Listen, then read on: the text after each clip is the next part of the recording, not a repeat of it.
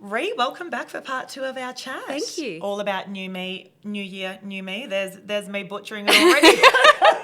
But we are sitting down, for those listening, chatting to Rhi all about how we can sort of show up better in 2026. Now, for those of you who don't know Rhi, she was a fan favourite from the most recent season of Maths, Married at First Sight, and she is the face behind Train in AU, a fitness blog, and runs 5 for You, a platform encouraging daily habits to enhance energy, confidence, and clarity. So I want to start there around enhancing our confidence, body image, and things like that, because often we can look at ourselves in a photo, for example, and go, oh damn, like what happened? Like, you know, I don't feel like me. I don't feel really confident and happy about that photo per se, and now I'm internalizing that. I want to know, and these are audience questions as well, and I thought this was fantastic because I want to know this one too.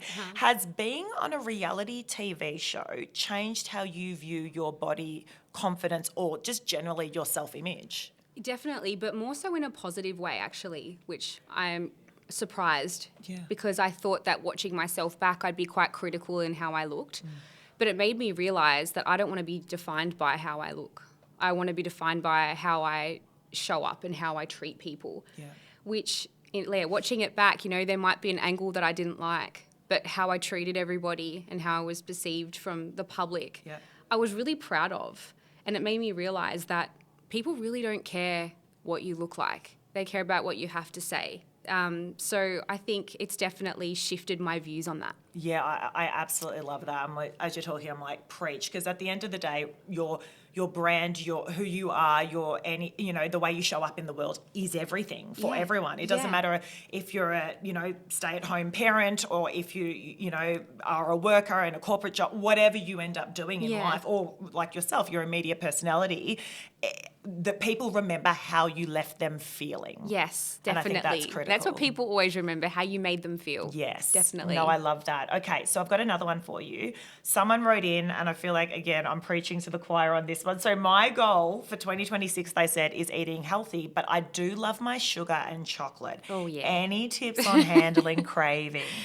Have you got any tips for me? Oh, gosh. I literally, as they said that, I'm like, oh, Nutella would be good right now. I know.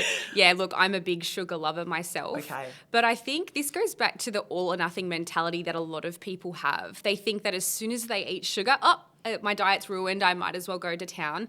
Balance really does come into it for me with sugar. Yes. I find that if I cut it out completely, that's all I crave.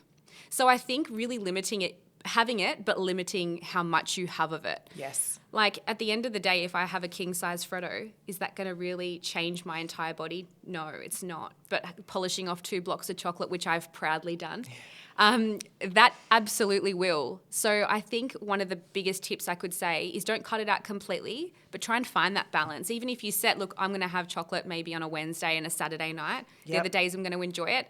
And stick to that. Back yourself and be like, the other days I'm having it. Yes, love that. Yeah. Do you find...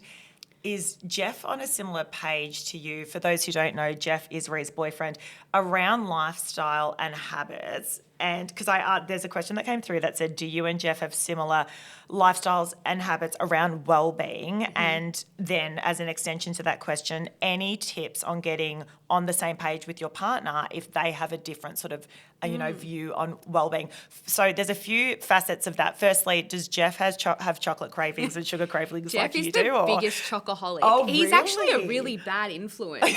Like, he'll crack open Maltesers and I'm like, no, this is my non-chocolate day. And then I'm like, stuff it. And I'm like leaning over. And I've said to him, don't offer them to me. Yeah. And also eat them in another room. I don't want to see them. But That's the best. But he's obviously a very fit human being too, so has healthy habits. Yeah. Our goals really, we were lucky that we were paired together, that we are very, very similar humans. Yes. I think we've got the same amount of go, but the same amount of relax, the same amount of healthy eating with the same amount of chocolate binging. Yes. I think, we really, really we really match in that way. But in regards to what can you do if your your health and fitness goals don't align, I think sometimes you can inspire your partner. No one likes being told what to do. Yeah.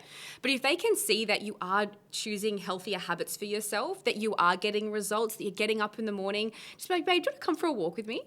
and then see what they say. And then if they can see that your mood has shifted, how you look is like, you're more brighter and vibrant and more energy, have more energy. I think that sometimes it's trying to inspire your partner more so than telling them what to do. Yeah, I love that. And I think in my household, I do a bit of the cooking midweek just because my husband gets home a little later. Yeah. And so I just choose meals that, are going to be on the healthier side and they're prepared and ready and on the table. So often if, for example, he wasn't into the healthy stuff as much, he'd probably be like, oh, well, it's efficient. It's on the table. I'll just eat it. So you're sort of just taking, to your point, just sort of, taking the lead a little bit around lifestyle and hoping perhaps that it might resonate with the other person too. Yeah, definitely. Yeah, I love it. Because once you start actually feeling the benefits of healthy living, it becomes addictive. Correct. I agree with that. I'd love to know around, you've shared quite beautifully and honestly on Instagram, the fact that you are starting your fertility journey in that you are looking to sort of prepare your body for when you're ready to start having children. Yeah. And we had a lot of commentary on this and a lot of people sort of saying,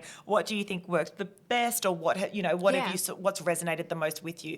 Can you give our audience any insights into what you would recommend for them if they're also on a similar journey? Sure. Well, obviously I haven't had children yet, but that's something we are looking at getting into next year, which I'm very excited about. I've noticed a lot of my friends and family, when on their fertility journeys, stress played a huge role in affecting them to become, affecting their fertility. Yep. And I've seen friends go through battles with IVF and just hearing that news at the end of the month that they aren't pregnant. Yeah. But it was the times where a lot of people took the pressure off themselves and stopped thinking about it so much and actually relaxed. That is definitely one thing. I think managing your stress as best as possible. I'm someone who is highly stressed and I'm quite anxious. That's why I've actually started getting into Chinese medicine over the last 3 months, because the amount of people that messaged me saying that it changed their life in so many ways, fertility, stress, gut health, like crazy. And I've got endometriosis, which and I have symptoms of that and painful periods. And then I did Chinese medicine for maybe 3 or 4 sessions. And even from that, my periods were less painful. My stress was more managed.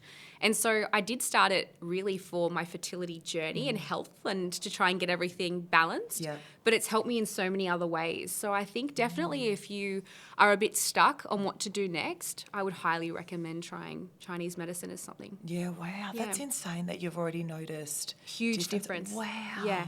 Speaks to the practice, right? Like it's, Definitely. For when I mentioned it on my Instagram, I didn't get any negativity come through saying that it didn't work for me. Wow. I think I got about 300-400 messages. Like my inbox just filled up with people's positive experiences with it. Wow. So that was like, I have to try this. No, totally. I've got to do it. That's so telling. Yeah. Love that. All right. So to wrap, what's one wellness trend you secretly think is total BS? Oh, definitely anything that promises fast, quick results.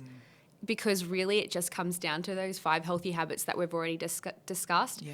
It's consistency. It's consistently repeating those habits that what will give you results.